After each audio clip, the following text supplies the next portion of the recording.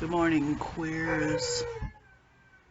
It's me, again, and it is June 5th, 5th day of Pride Month, or Wrath Month, or whatever people are calling it.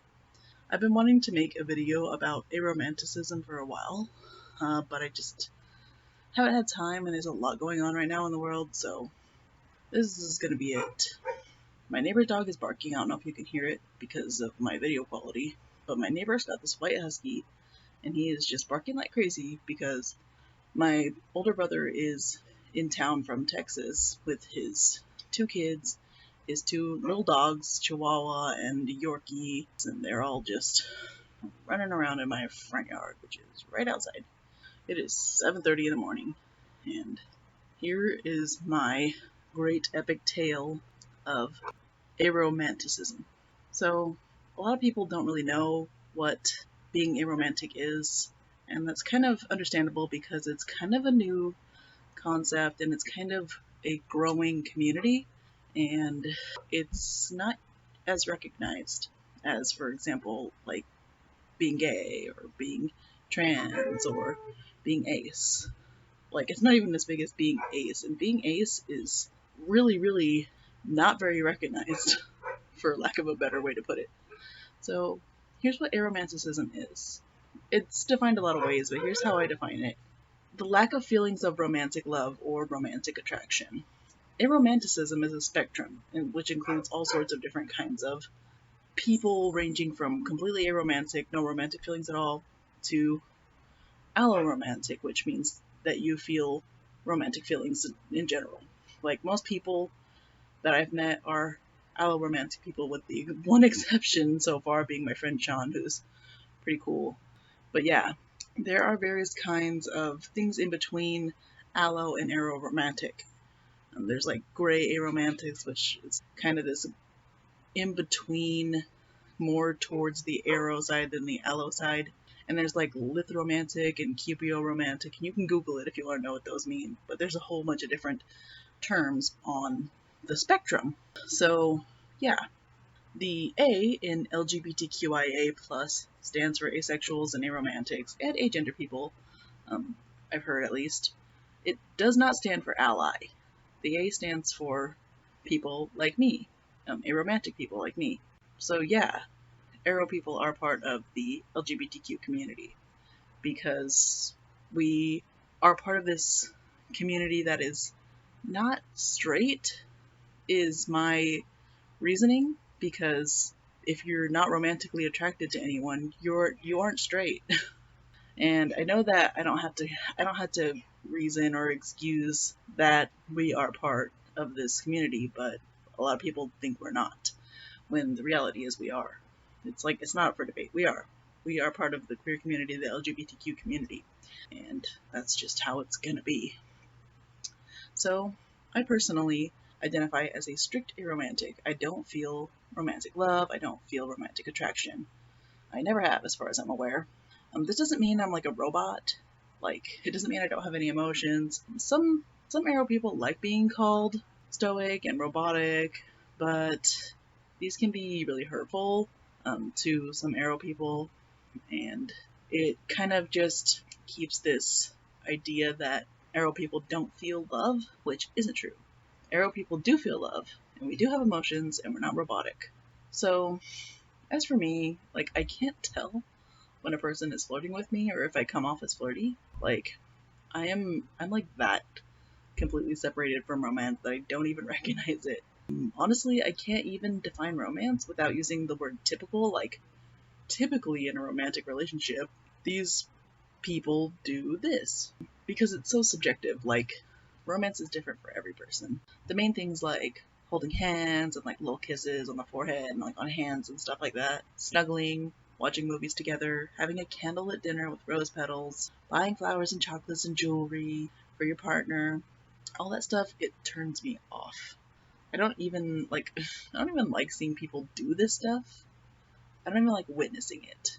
When I was in high school, a lot of my friends were in these kind of relationships, like these new budding romances with their new partners. And I would tell people who were just flirting with each other, just like with their words. They weren't touching each other. They weren't even doing the batting eyelashing thing. but they were just flirting with each other, and I would literally tell them to get a room because I am that romance repulsed. Not all arrow people are romance repulsed. There's a word for arrows who like romantic things. I just don't know what it is. You can Google that. But as for me, I don't even like witnessing it. I don't like it in any media. I don't like it when it's around me. I don't like it when my friends do it. I don't even like it when my family does it. Anyways, I don't even like to be emotionally supportive to my friends because I've had at least one friend read my kindness as romantic. And this friend eventually came on to me, and that was gross. So I tend to be, when my friends ask me for emotional support, I tend to be pragmatic instead of empathic. Like, if you come for me for a hug or something, I will probably be like, I don't want this. I don't want you to read this as anything. Like, I don't want you to take this the wrong way. It's just, it's not my thing.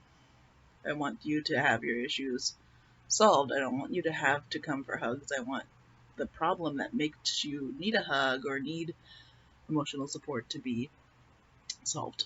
And the reason I'm like that is because I don't want to be read as romantic. Like, I really, really hate the idea of coming off that way. So, as soon as I learned about aromanticism in like 2019, maybe earlier, maybe 2018, I'm not sure. It might have been 2018, but I doubt it, because I was still in a perceived romantic relationship with somebody at that point. So yeah, like as soon as I learned about it, everything that was wrong with all my previous relationships just kind of like clicked. And I've had 3 like official relationships in the past. So, and they've all given me like a hard time about how I expressed my love. Like, at least one of my exes has tried to make me admit I never loved you because he thought it would be easier to move on if I said that I never loved him. I've also been told that my lack of romantic feelings is a mental disorder. And if I had known that I was Arrow at that point, I would have put this guy on blast because that's insulting and also just. Anyways, my first like official ex, back in 2011, 12, 13-ish, he kind of repeatedly kept telling me like, you don't love me, you don't really love me, you don't really feel that way, I want you to prove it. And I did all sorts of things to prove it. And looking back on this relationship, I did a lot of things that could be, if you really tried, perceived as romantic. They really weren't. Like, I did a lot of nice things. Like, I would always draw him, and I would always say that he is beautiful or pretty, and he would accept these descriptions because, yeah, he was very attractive, and I'm not going to say that he wasn't attractive because he was very attractive. But, I don't know, I guess that didn't work. The truth is, I am a split attraction model aromantic. And what the split attraction model is the idea that people feel sexual attraction and romantic attraction differently. They're 2 different things. But a lot of these, not to lump all you people together, but a lot of cishet people are non-split attraction model or non-SAM people. It's hard to explain. Anyways, I feel sexual love, sexual attraction towards people, just not romantic love or romantic attraction. I also feel platonic love. This is going to be fun. A strong non-romantic attraction to a friend is called a squish. Like a romantic attraction is called a crush. A strong platonic attraction is called a squish. And if you have like this more than friendship but not romantic relationship with your squish, it's called a queer platonic relationship, also known as a QPR. Some people call their squish their zucchini, I believe, or cucumber or something like that. Anyways, it's nice. I think it's cute, and I think it's pretty cool. And what's the word? Inclusive. So yeah, I feel like with one of my friends, I have a squish-like relationship, and I feel like, yeah, it's like it means like everything to me to have a friend like that. Like it's like a best friend, but it's more than a best friend. It's like very similar to what people would view as romance without the romance. and it's just platonic. Some people have QPRs that are sexual, that are like friends with benefits types, but without the romance. So yeah, that's a type of QPR. But my types that I'm talking about with my friends is just platonic. It's like really strong platonic. And I think that QPR relationships that are strong platonic types and friends with benefits types are just as important as romantic relationships, and they should be put on the same kind of pedestal. So, yeah, moving on. I also feel aesthetic attraction. I feel a lot of aesthetic attraction to women of color. That's not just black women, that's like black women, Latina, Middle Eastern, Asian. I just have a thing for non white women. I think they're very pretty, and I don't know, I didn't really choose that. So, and I do have a thing for men with long hair. I really like men with metal hair. I feel a very strong aesthetic attraction to these two groups in particular. So yeah, not all aromantic people use the split attraction model to define themselves. My point is, I did love my exes, just not in the way they wanted me to. I did love them in the aesthetic way, the platonic way, and the sexual ways, and for various periods of time. Because I'm grade ace and I kind of just go off for a while. They didn't like that. Because I didn't realize I was aro and wasn't out during all my previous relationships, I didn't realize that all of my exes appeared to be these non-SAM types, which means they kind of view romance and sex as the same thing. Like, sex is a romantic thing, romance is a sexual thing. They belong together. Sex without romance is not real love. Like, if you don't provide me with both, there's something wrong with you. You can't have one without the other. So, this thing that my exes felt is called amatonormativity. Amatonormativity is the idea that romantic love is a universal goal for all people.